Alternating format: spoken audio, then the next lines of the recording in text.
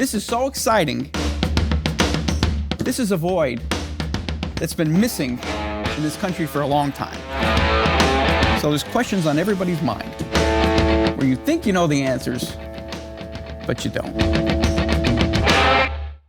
Hey everybody, it's Danny from Jodan Buick GMC, and it's Tailgate Talk time. I'm here with Ricky and the crew. What are we going to do? What are we going to talk about today? Shut up questions. Oh, we're going to have a rap session. Oh, good. Good for us. Yeah. Isn't that special? Why would I need a new car? Why would you need a new car? Yeah. You need to get to work, right? That's one good reason why you would need a new car from A to B. And technology is advanced, so why not? Get something that's a little bit more fuel efficient. There's nothing wrong with that. Other than that, you take the bus or that little scooter that you... Yeah. With the one leg going down the road. We don't want to talk about ghost buses. No. Should I ever consider how many miles I put on per day? Absolutely. I think it's a big thing, and especially what you're going to use it for. Do you need a pickup truck? If you're going to put a lot of miles on every day, unless you're using the truck for what it's designed for, that would be a purchase that I wouldn't do. I would buy something that's a little bit more fuel efficient if you're just going from A to B and you care about fuel miles. Well, if you care, if you're driving, and obviously you have to watch how much you're spending on fuel. Of course, you want to get the most fuel efficient vehicle out there. Right. But you don't want a cardboard box with you don't some want wheels slapped on it. Like I'm a truck guy. I mean, I'm not going to lie to you. I'm a truck guy. I'd spend the extra money to drive a truck because I feel comfortable in a truck. I use it a lot, but it's not that I use it every day, but I do spend a lot of time hauling things, moving things, pushing things around. And it seems like trucks are what everybody's buying because they're so versatile right now. We have luxury people that have Lexus, Mercedes, BMW, high-end luxury vehicles that are trading them in and buying high-end luxury trucks, Sierras now. Right. Well, even have for the space. All the buttons. Lane keep, blind spot warning, heated seats, heated steering wheel, air conditioning seats, sunroof, navigation, Apple CarPlay, you name it. It has all the amenities. And then some. You can get everything in a truck that you can get in the luxurious cars out there. And it's more versatile. And it is. You can't throw your lawnmower filled out with grass in the back of the Mercedes. No, and sometimes you can't fit all the kids in. That's right. You have a little bit more space. You got a family of 6. You got to buy a pretty big car to haul 6 people around. Well, trucks fit them. It fits the mold. Good answer. Should the environmental conditions affect my decision? Environmental conditions. In other words, climate, temperature. That's a unique question. Well, yes, to a point. If you have to drive a distance and you got to go in any weather, particularly nurses, doctors, tradesmen that have to travel for their job, you want something that's going to get you there. So you're looking for possibly a 4-wheel or all-wheel drive vehicle, whether it be a truck or be a car. I mean, most lines now have an array of all-wheel drive vehicles. Yeah, absolutely. So, like, just the one profession that sticks in my mind is a veterinarian that travels.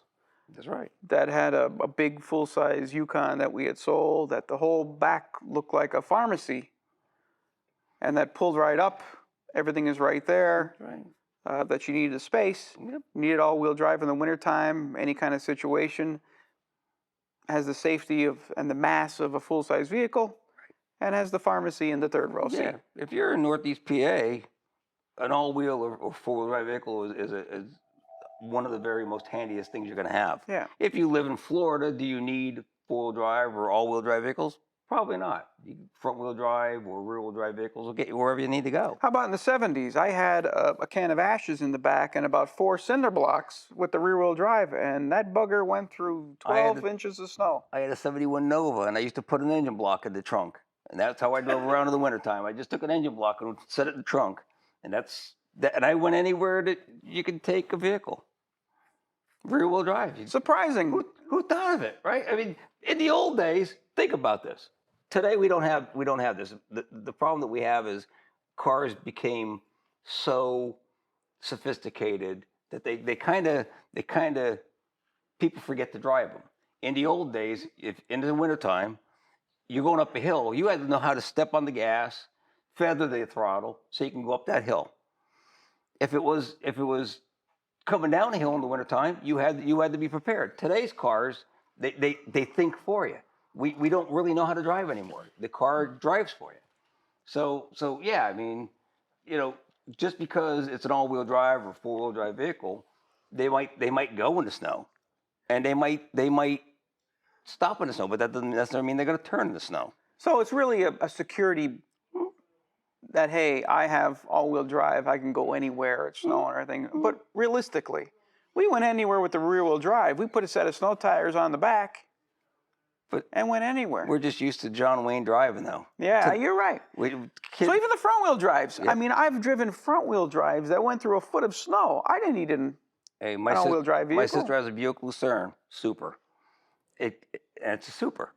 Yeah. and she's a nurse, and she drives from Dallas every day up here to Scranton to the hospital. She has to be there. There's no ifs, ands, and buts about it's snowing out. I'm not going out. Today's, the schools closed down because there's snow, and I understand the liabilities, and nobody wants their child to get hurt. But back in the old days, there was times we pushed the bus. That's what we did. They didn't cancel school. They just, hey, everybody's still going to work. Everybody's still going to school. Society got soft. So now that you say that, I do remember when snowing out. It's 3 inches on the ground, 5 inches, and walking to school. I do remember that. They didn't cancel school. You know what? We begged for school to get canceled, and it gets canceled. Yeah, and then the buses had chains on them, some of them, and drive through the snow. There was no They absolutely did. cancellations. I went to Tech, and the bus, he gets stuck going up that hill every day. Tech was on a big hill, and he'd shift from first gear to second gear, and it'd break those tires loose, and we'd be sliding down the hill backwards, and everybody's in the bus going, good times. Yeah, that doesn't happen anymore. No. Even with the forecasting snow on Tuesday and it's Monday, no school tomorrow. No, Yeah. yeah. But we understand. But again, Yeah. nobody wants to see anything happen to anybody. Nobody. But we had some really pretty interesting times, all because of that. But it's crazy how the elevation or the evolution today, Yeah. right? We've gotten soft. We have as a generation after generation of parents wanting your kid to have more, be better. Right. We have gotten soft. And these vehicles that are made today have all these off-road capabilities, and a fraction of them only go off-road. That's true. You have some of these soccer moms, my wife is one of them, They never used the That doesn't capabilities that stop. vehicle has. that she has 24 kids in that Yukon of hers and goes constantly. But there's off-road capabilities that are never used. But that's the way they're building them now. Correct. And especially with vehicles being the prices that they are, that's the last thing you want to do is go take I it think off. I saw your wife the other day driving down the road with that. You kind of there was like 30 feet sticking out the back window. I think she had a pile of that's kids mine. in there taking them someplace. Probably. That's it. Next question. When considering a new vehicle, what considerations should I make with used versus new? What are the pros and cons of either? Depends on somebody's financing, on their budget, what they can afford, what they can't afford, what's out there. Do they know of a reputable dealership that sells used pre-owned vehicles? I would probably look at both. I would go to a used car store, or better yet, go to a new car store. They usually have both new and used, but see what's out there. Do your homework. First find out what you need it for, things that you must have in a vehicle, and then try it. Some people don't need a new vehicle. Some people only need a new vehicle. If somebody that's going to drive a lot of miles, probably a new vehicle is the better thing to go with. Somebody that doesn't put a lot of miles on, or somebody that just needs a second car for around town, a used vehicle could serve the same purpose. Mm-hmm.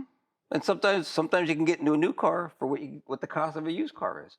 It all depends what you're looking at. And just to plug the dealership, we have used cars. We do have used that cars. Only you will know it's used, but people have said, "Oh, is that a brand new car that you bought off of Joe Dan?" No, and it's used. That is correct. Yeah. So it's up to the individual. What's a recommended warranty package? It's like anything else with what should I look insurance. for? Do you feel lucky? Some people don't. Some people have to have coverage, and I understand it. I'm one of those people that I can never have too much insurance, so whether it be car, life, wherever. Yeah. The most important thing about warranties is you want to make sure you find a reputable warranty company. If you're Right. going to go with something, go with somebody that's that's tried and true, that's in more than one state, that you heard nothing but good things about, because there are a ton of them out there. Know what you're getting. Again, And yeah, information is king, make sure it's in writing, because that's where it's important. right?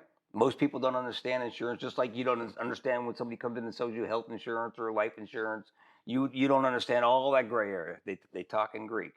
Well, same thing with autos. You want to make sure that you're getting what you're paying for, and that it's spelled out for you clearly. Reputation. Somebody with integrity. Yeah, absolutely. Correct. What are some common repairs or mechanical services that I would Common repairs. Well, the in first the life key. of the vehicle? So the first key is maintaining your vehicle. So it's been proven.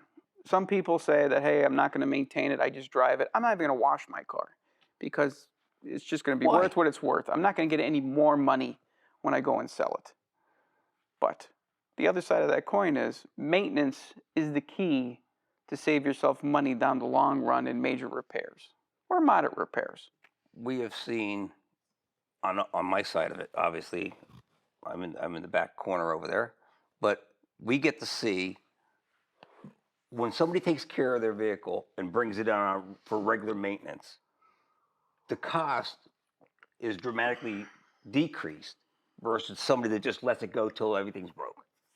It costs a lot more money to maintain it. Like if somebody comes in for their scheduled oil changes and their tire rotations, and we keep an eye on stuff. When you bring it in, we look at it. We check we keep an eye on your brakes. We keep a check on your steering. We do all kinds of stuff, so we could tell you, hey, you got something coming up. This is so you're not all surprised all of a sudden. Hey, we need to get $2,000 worth of work done on our vehicle.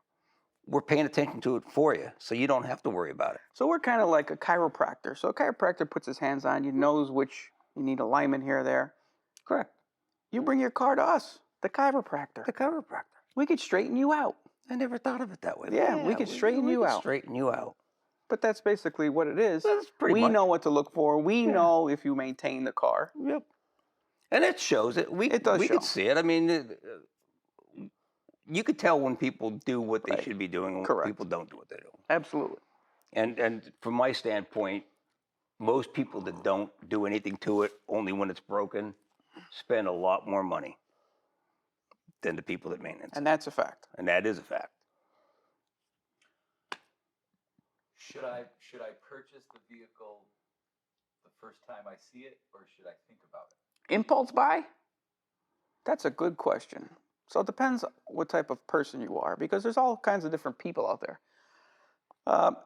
I have seen something that I've wanted that have bought on the spot. That's the one in my head that doesn't use the brain. That is really emotional, that I have to have that. Not always the case. Some people buy with their head, do a whole bunch of research, look at consumer reports, talk to other people, do their homework, and try to find out, hey, is this vehicle right for me? There's not a right or wrong answer to that. There isn't. You can, and that probably a lot of it depends on what you're looking for. Sometimes, like particularly somebody's going out looking for a Porsche or a Ferrari or a Corvette or a Lamborghini, that's more likely going to be an impulse buy. They're going to see something that just catches their eye, that they already know what they're looking for, it catches their eye, and that's what they're going to buy. So I have had people in here that says, hey, I was going to go buy a black Explorer and end up leaving here with the blue GMC. And that's what they had their mind set on. Now, was that an impulsive buy? I don't know, but it may be because that we just informed them of the pros and cons between GM and a Ford vehicle, and they made the decision to go with a GM vehicle instead of a Ford. Yeah, I mean, So is that an impulse? I don't know, maybe, but it's something that they already had in their head, that Ford, and then sometimes they tried something different. It has a lot to do with the salesman that you're talking to at the time. Some salesmen you feel so at home and comfortable with, which I like to believe that our salesmen are, that you're comfortable enough to trust their decisions on certain things, and they make you feel at home, and that's Yeah. part of going anywhere. You go to a certain store because you like the store.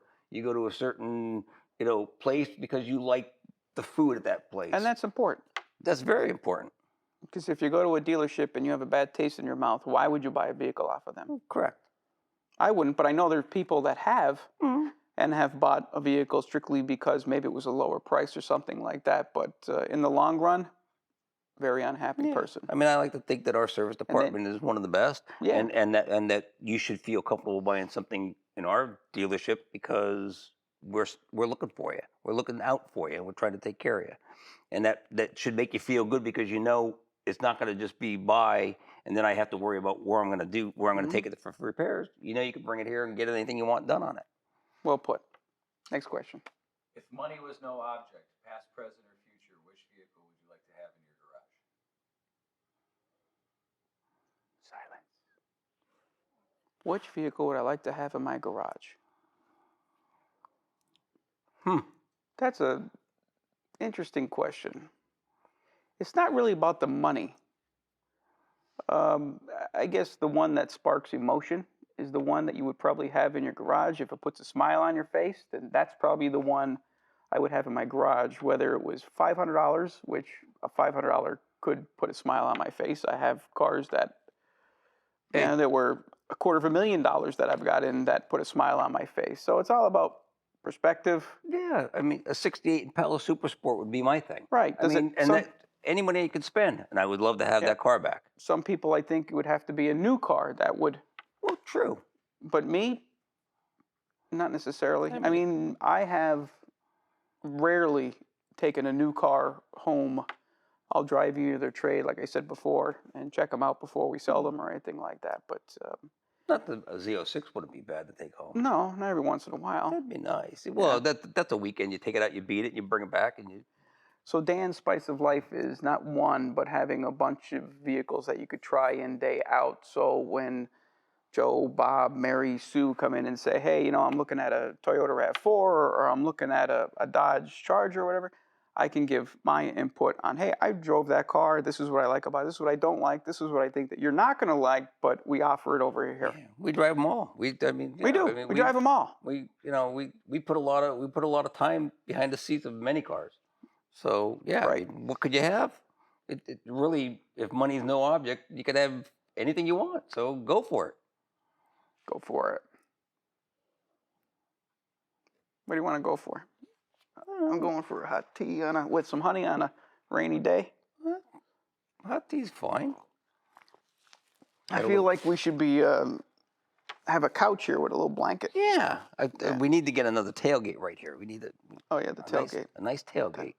So even though it's tailgate talk, we're not sitting. We usually sit in a tailgate. The trucks are over there, and trucks are in high demand right now. We have a handful of trucks left that are all on the lot. That's why we're not sitting on the back of a We sold the tailgate last through one that this we had a seat episode on. of Tailgate Talk. But in the future, you will see episodes. Questions? One more and then we're good? One more, and then we're good. Sure. If I was interested in getting whatever vehicle I wanted today, how long would I have to wait if I ordered it online or through you with all the bells and whistles that I want? Depends on the model, but generally they take 8 to 10 weeks right now because of the computer chip shortage. It's a little bit longer. So like vehicles that I ordered today, which is the first week of June, we are supposed to be seeing the second week of August. So that's about it. Some vehicles are plus or minus, but now they have a system and they can show you where they are on the chain coming to your dealership.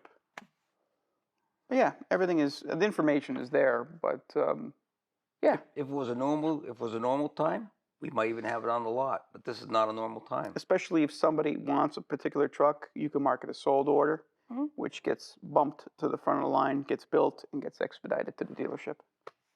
Even though there is a shortage, they will do everything in their power to get that sold vehicle Correct. in your driveway. So good episode. Very good episode. I like it. Wait till you hear the next one. The next one's going to be kick-ass. So it's Danny from Joe Dan Buick GMC in Moosic, PA, serving all of Scranton and Wilkes-Barre. Thanks for watching and listening I'll see you on the next tailgate.